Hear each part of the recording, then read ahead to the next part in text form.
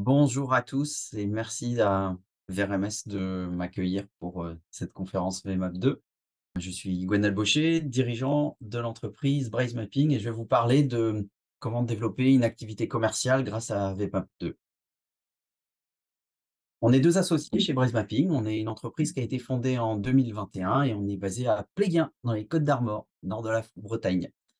On est spécialisé en cartographie, modélisation 3D et traitement de données géographiques. Nos activités chez Braze Mapping, elles ont vraiment deux volets. On a un volet de données, acquisition de données terrain, et un deuxième volet qui est plutôt le traitement et la diffusion des données. C'est là notamment on va retrouver plus fortement le volet VMAP 2. Donc ça va de l'acquisition terrain, la collecte, la gestion de la donnée, on l'exploite, on la restitue et on la diffuse. On a une expertise en fait qui est étalée sur plusieurs domaines, géomatique SIG, modélisation et maquette 3D, cartographie, topographie, module métier, process métier. C'est là où de nouveau on va retrouver les maps de R&D, formation et du conseil. Nous, ce qu'on adore faire chez Braze Mapping, c'est des rendus de cartographie qui soient le plus proches de la réalité. En gros, pour nous, la modélisation 3D, c'est notre façon de penser. La cartographie 3D, c'est notre façon de penser en permanence. Donc, ce que vous voyez à l'écran, en fait, c'est des illustrations, c'est des exemples, en fait, de les productions qu'on peut réaliser à petite ou très grande échelle. Petite échelle, c'est quand on va travailler sur une église, par exemple, pour une inspection. À moyenne échelle, c'est quand on va être sur la gestion forestière ou sur le littoral. Et à très grande échelle, c'est des captations qu'on va pouvoir faire en ULM, par exemple, pour de la production d'orthophotographie ou une modélisation 3D de très grande échelle. Donc, on vient du terrain, on aime ça, capter la donnée, mais une fois qu'on l'a captée, il faut la valoriser. Alors, pourquoi utiliser VMAP 2 pour nous dans nos produits? Tout simplement parce que nos clients ont toujours la même problématique. On voit un problème identique chez tous nos clients. La première, c'est partager l'information. L'information, elle est bloquée toujours auprès de quelqu'un sinon, auprès d'un décideur ou tout simplement auprès de l'ingénieur métier qui a uniquement le logiciel pour lui pour s'en servir. Nous, on a trouvé chez VMAP 2 une solution pour pouvoir optimiser les projets, aider à la décision et faire collaborer tout le monde autour d'un seul et même outil. Alors, nos clients, eux, ils ne sont pas du monde du SIG. VMAP 2, ça ne leur parle pas. Mais ce qui leur parle, c'est d'avoir une carte et c'est très facilement d'identifier les éléments et de trouver l'information. Et du coup, ils gagnent du temps parce qu'au lieu de passer 10 coups de fil pour trouver auprès de Jojo la bonne info, bah, ils sont connectés, ils vont directement sur leur chantier et ils vont, enfin, leur chantier, leur projet, leurs éléments, et ils vont pouvoir les consulter. Alors, je vais vous montrer des cas concrets, en fait, tout simplement là d'utilisation de VMAP 2. Je pourrais rentrer dans le technique ou dans des éléments plus questions techniques dans le biais des questions et dans le biais des échanges. Mais là, le but, c'est d'expliquer en fait des problématiques clients qu'on avait en entrée et en sortie, comment on a géré ça avec VMAP. La première, elle est tout simplement chez nous, en fait, au sein de l'entreprise. Donc, je vous ai montré qu'on produisait énormément de modélisation 3D. Toutes nos modélisations sont géoréférencées en permanence. Donc, ça, c'est un principe. On fait de la captation 3D, mais toujours géoréférencée. Donc, l'intérêt pour nous, alors, vous voyez, hein, on est principalement basé en Bretagne, même si on vient de temps en temps chez les sudistes, mais on est globalement, en fait, on a besoin de présenter au client toutes les demandes qu'il a pu nous faire. Donc, c'est-à-dire que là, vous voyez sur la carte de la Bretagne, ben, vous voyez justement toutes les répartitions des chantiers qu'un client peut demander. Il va pouvoir zoomer sur son chantier et en zoomant sur son chantier, on a fait une intégration dans VMAP 2, donc du moteur poterie pour le nuage de points ou du moteur Cesium JS. Ça nous permet, nous, techniquement, de déposer nos fichiers de relevé 3D, de les traiter automatiquement sur le serveur, mais surtout, ensuite, de partager au client son rendu.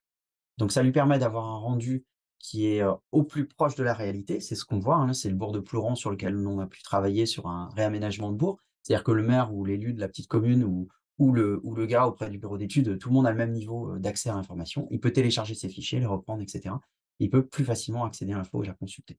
Donc ça, c'est un premier usage, première valorisation. Pour nous, c'est un avantage client d'utiliser de cette manière, en fait, nos rendus 3D. Ce n'est pas un simple lien WeTransfer qu'on envoie. Nous, c'est vraiment un rendu qui reste dans le temps et qui est facilement consultable. Autre cas de figure qui va parler plus aux gens des collectivités, mais en fait, on avait des demandes clients de structures qui sont des collectivités qui ne sont pas de grande taille qui n'ont pas forcément de service SIG qui est encore structuré ou qui fait des réponses à des problématiques métiers. C'est-à-dire qu'on va trouver des services SIG qui sont très structurés pour des problématiques de réseau, pour des problématiques où les compétences en fait de la collectivité nécessitent d'y baser toute son énergie. Sauf qu'il y a des problématiques métiers plus, voilà, c'est pas péjoratif ce que je vais dire là, mais très terre à terre, hein, la gestion des cimetières. On a un module, par exemple, sur la gestion des plantes invasives ou des espèces envahissantes. Gestion, par exemple, des frelons asiatiques. En Bretagne, c'est une problématique de localiser les interventions de nids de frelons asiatiques. Donc, on a un petit module là-dessus sur la biodiversité pour aider les communes à s'y connecter. Donc, en fait, VMAP, là, de nouveau, est un outil commercial sur lequel on va pouvoir vendre du service pour apporter un module métier tout prêt à une collectivité pour pouvoir travailler. On intègre toujours, nous, dedans, la notion d'acquisition de données terrain, avec notamment la captation d'images par drone, avec des orthophotos de haute qualité sur la gestion des cimetières. On peut le voir en 3D, pareil, de la même manière. Je n'ai pas illustré là la voirie, notamment avec l'acquisition d'images, avec Mapillary, par exemple. Un autre cas de figure d'utilisation encore de VMAP, là on est chez un client, donc là on est sorti des produits que je vous ai présentés, que nous on valorise au sein de Braze Mapping, mais là maintenant on a des demandes clients qui sont très pratico-pratiques. On a un client qui met en place des capteurs pour suivre les inondations, suivre des cours d'eau. Donc on a la mise en place de pluviomètres pour partie et des sondeurs autrement sur le niveau d'eau du cours d'eau. Sa problématique, c'est qu'il capte de la donnée. Sa donnée, elle est proposée par son constructeur de la consulter sur une application Android, qui est très bien. Mais en fait, lui, il a de nouveau ses clients, en fait. Et il a besoin de proposer des analyses différentes à ses clients. Il a besoin d'apporter des éléments différents, de tableaux graphiques, etc. Donc nous, grâce à VMAP et la mise en place du serveur qui va bien et des scripts et des process automatisés derrière qui ont été construits et rédigés, on récupère les données en temps réel des capteurs. Donc là, on est sur une donnée qui remonte tous les 5 minutes par GSM. On peut savoir la tension de la batterie, la réception du capteur, etc. Tout ça, c'est structuré dans un modèle de données sur Postgre. Et ensuite, tout simplement, c'est des utilisateurs lambda, c'est-à-dire que c'est le client, c'est une collectivité qui va pouvoir, en fait, ce qu'on voit sur l'imprime écran sur la droite, c'est qu'on a intégré les graphes et tableaux de bord, c'est-à-dire qu'on clique sur le capteur et on va voir sa situation, on va voir quelle en est en fait au niveau de sa donnée, de son fonctionnement. Donc on a la même chose en préparation aujourd'hui sur la gestion des forages, pour les arrêtés de forage par exemple, pour les exploitants agricoles, pour savoir comment bien suivre en temps réel son niveau de consommation au niveau de ses forages et d'avoir des remontées de data directement. Un autre cas de figure métier d'utilisation de VMAP de nouveau en situation commerciale. Alors là, la carte, elle est beaucoup plus basique et je suis désolé, je ne peux pas montrer plus que le contenu, je vais vous le raconter. C'est une entreprise qui est spécialisée en raccordement. Alors, c'est quoi l'objectif de cette entreprise? C'est tout simplement, elle vient faciliter les raccordements de réseau. Quand un magasin s'installe ou quand un magasin s'ouvre, vous avez la commission de sécurité qui va passer. Il y a plusieurs éléments qui sont intimement liés au raccordement de réseau, enfin, réseau sec et humide, qui est très important. Le raccordement télécom, le raccordement élec, etc. Sauf que si à date, on n'est pas tous raccordés correctement, le magasin n'ouvre pas. Donc là, très clairement, on est en perte de chiffre d'affaires direct. Donc, l'objectif de cette entreprise, c'est d'être vraiment un facilitateur, de faire en sorte qu'elle puisse beaucoup plus facilement proposer aux magasins de se raccorder. Donc là, on travaille avec une entreprise bretonne justement qui s'appelle RPQO sur ce sujet, c'est Reconquête pour la qualité de l'eau. Et donc, ils se sont spécialisés dans ce domaine pour faciliter les raccordements des différents magasins. Un autre projet, aujourd'hui commercialement avec également VMAP. C'est un projet qui s'appelle RNP Vision, Road on Pipe Vision. Ce projet a pour but de fournir des outils métiers pour les gestionnaires de réseau, mais qui sont liés vraiment à des problématiques métiers très particulières et très identifiées. Notamment ce qu'on appelle, nous, les avis techniques. On peut les appeler différemment, avis d'urbanisme, etc. Même si l'avis d'urbanisme, c'est vraiment pour le service d'instruction des permis de construire. Mais de nouveau, en fait, on est face à une problématique où les services gestionnaires de l'eau, on va les questionner pour demander leur avis sur un projet de construction. Cet avis va nécessiter de mobiliser 5 ou 6 personnes différentes qui vont émettre des avis différents en fonction si j'ai un avis à faire sur l'eau potable, sur l'ANC, sur la défense incendie, etc. Donc, c'est très éclaté, mais j'ai besoin de mobiliser les gens. Grâce à VMAP, on a intégré tout un process métier complet avec RNP Vision, où le but, en fait, c'est tout simplement, on va déclarer son avis. Donc là, on est en train de regarder aussi pour faire les connexions en open data, pour récupérer, automatiquement au niveau des avis d'urbanisme les éléments.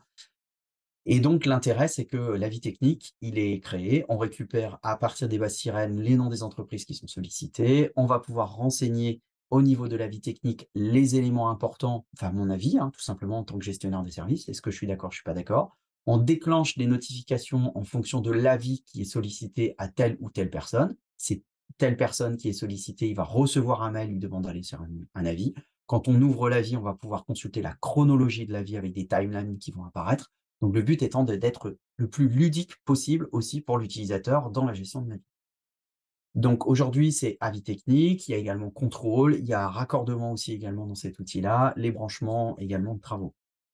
Donc tout ça pour vous dire qu'on répond de nouveau, grâce à VMAP 2, à encore une problématique métier qui est différente, la nécessité toujours de créer des formulaires et la nécessité aussi qui est importante de bien penser en fait l'interaction utilisateur que nous permet de faire VMAP 2.